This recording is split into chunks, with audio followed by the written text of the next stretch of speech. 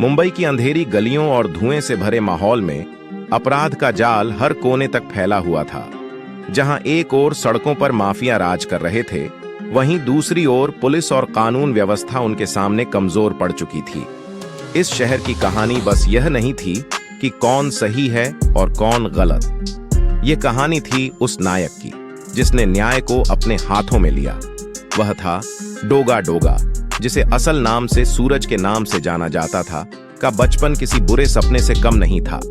एक अनाथ के रूप में जन्मा सूरज को अपनी पहचान और सुरक्षा दोनों के लिए संघर्ष करना पड़ा। जब वह बहुत छोटा था तो उसके माता पिता की हत्या कर दी गई थी। इस घटना ने सूरज के दिल में गहरा जख्म छोड़ा। उसे अपराधियों के हाथों में छोड़ दिया गया, जहां उसे बचपन से ही क्रूरता और अन्याय का सामना करना पड़ा। सड़कों पर रहने वाला सूरज अक्सर कुत्तों के झुंड के साथ घूमता था।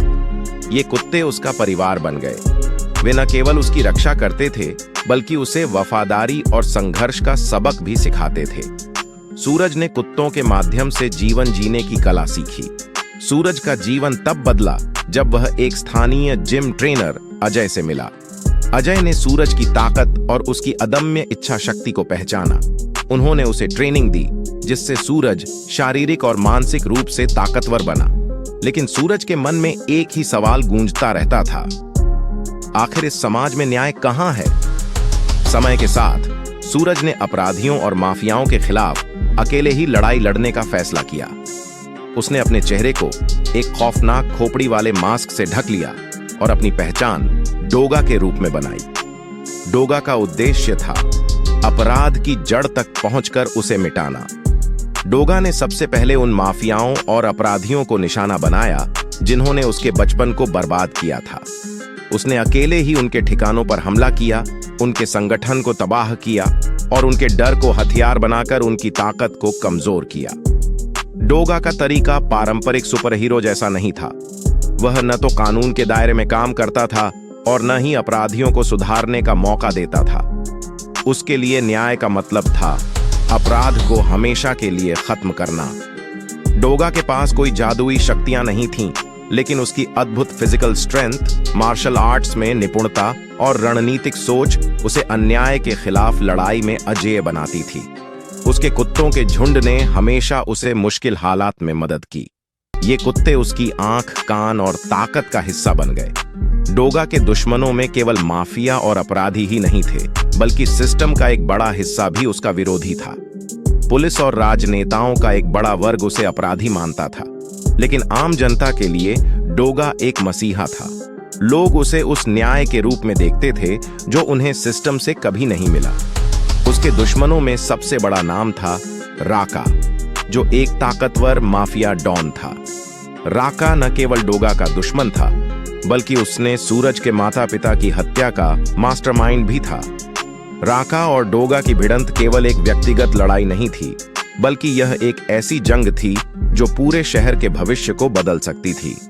फिल्म का क्लाइमैक्स वह दृश्य है जहां डोगा राका के किले में घुसता है। एक के बाद एक राका के गुंडों को मात देते हुए डोगा ने अपने उद्देश्य को पूरा करने की ठान ली थी। लेकिन यह लड़ाई आसान नहीं थी। राका ने डोगा की कमजोरियों को जानकर उसके अतीत को हथियार बना लिया। डोगा को अपने डर और दर्द का सामना करना पड़ा। उसे यह याद आया कि वह क्यों लड़ रहा था। अपने दर्द को अपनी ताकत में बदलते हुए उसने राका को हराया और उसके अपराध साम्राज्य को जड़ से खत्म कर दिया। राका को हराने के बाद भी डोगा ने अपने मिशन को समाप्त नहीं किया। वह जानता था कि यह लड़ाई अंतहीन है। हर गली, हर शहर में राका जैसे अपराधी मौजूद हैं।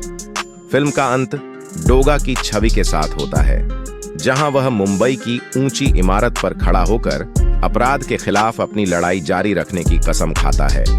उसका चेहरा मास्क के पीछे छिपा हुआ है, लेकिन उसकी आंखों में न्याय की आग साफ झलक रही है।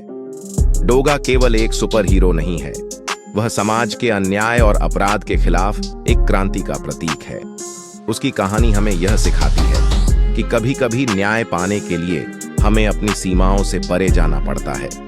डोगा का किरदार यह संदेश देता है कि अगर आप में साहस और दृढ़ता है, तो आप अकेले भी पूरे सिस्टम को बदल सकते हैं।